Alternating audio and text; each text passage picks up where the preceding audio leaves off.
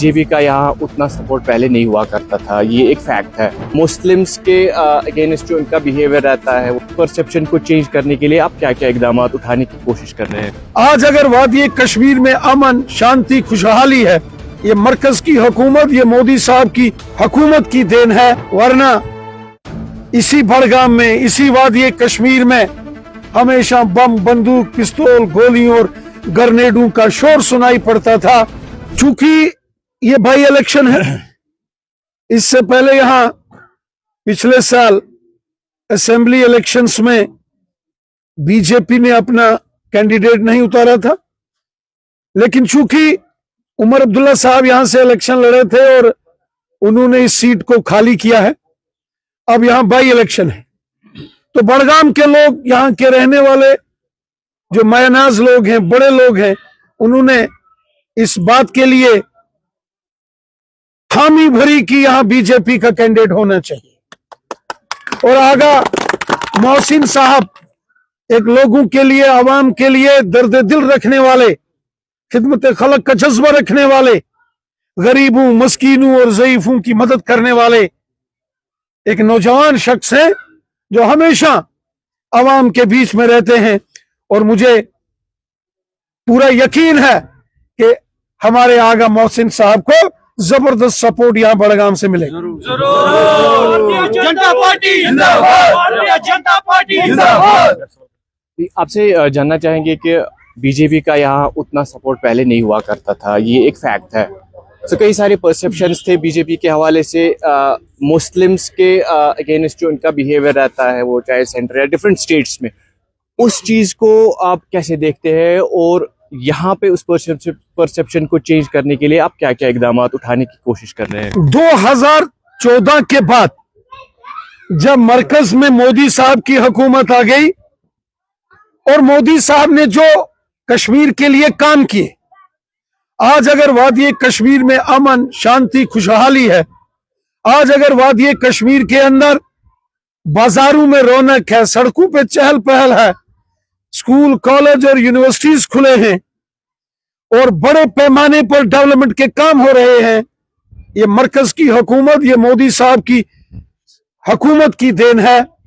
वरना इसी बड़गाम में, इसी वादी कश्मीर में हमेशा बम, बंदूक, पिस्तौल, गोलियों और ग्रेनेडों का शोर सुनाई पड़ता था। यही बड़गाम होता था, यहां मुश्किल से मुश्किल तरीन दौर लोगों ने देखा। और यही बड़गाम है कि आज गांव गांव में चहल पहल है। और सियासी तौर पर अगर आप देखेंगे तो यहां जिस किस्म की एक्टिविटीज, पॉलिटिकल, तमाम सियासतदान बिना खौफ, बिना डर आज यहां घूम रहे हैं, तो ये मरकज की, मोदी साहब की हुकूमत, उनकी देन है कि आज कश्मीर में अमन व अमान है, कश्मीर में पुरअमन माहौल है, प्यार, मोहब्बत, भाईचारे, यकजहती से लोग रह रहे हैं। और इसलिए हम आवाम से यही अपील कर रहे हैं कि हम सबको मिलकर इस अमन को, इस खुशहाली को आगे बढ़ाना है और हमें आपसी प्यार, मोहब्बत मिलकर रहना है और बीजेपी की हुकूमत को जिताना है, बनाना है। आपसे जानना चाहेंगे कि बड़गाम हमेशा से डेवलपमेंट फ्रंट पे नजरअंदाज किया गया है, बीजेपी का क्या रोड मैप रहेगा?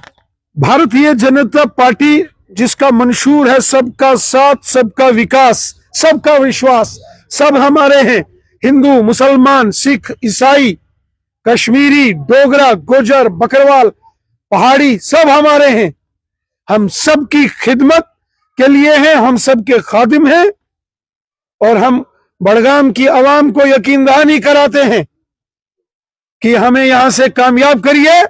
यकीन मानिए, बड़गाम के अंदर जो भी यहां के लोगों को तकलीफ और परेशानियां हैं, यकीनन हम दूर करेंगे। आपसे लास्ट में जानना चाहेंगे कि बीजेपी ने पिछले इलेक्शंस में कोई सीट नहीं जीती थी वैली से, सो आपने आपस में भी एनालिसिस की होगी, उस टाइम क्या प्रॉब्लम रही थी?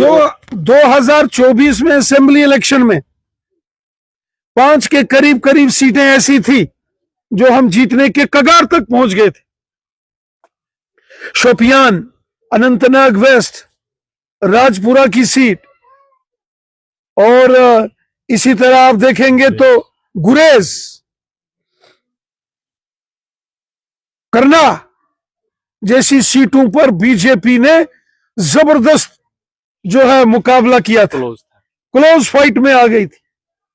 वक्त बदल रहा है, अगर हालात बदले हैं तो वक्त भी बदलेगा, वक्त बदलेगा तो सियासत भी बदलेगी, और वो दिन जरूर आएगा जब वादी कश्मीर में बीजेपी को जबरदस्त सपोर्ट होगी। शुक्रिया सर, लास्ट पे जानना चाहेंगे कि क्या आपको पूरी उम्मीद है कि खाता खुलेगा बीजेपी का अभी? देखिए, डेमोक्रेसी में जो पावर होती है ये आवाम के हाथ में होती है। डेमोक्रेसी में ताकतवर आवाम होता है जो वोट करता है, और मुझे उम्मीद है कि बड़गाम की आवाम इस बार हमें यकीनन सपोर्ट करेगी। शुक्रिया एक्सेलसियर से बात करने शुक्रिया के लिए। शुक्रिया। तो ये थे बीजेपी के सीनियर लीडर राणा साहब, जिन्होंने साफ तौर पर ये कहा है कि उनको पूरी उम्मीद है कि इस वक्त जो है इन इलेक्शंस में बीजेपी अपना खाता खोल पाएगी। बड़गाम से एक्सेलसियर के लिए सुहेल भट्ट।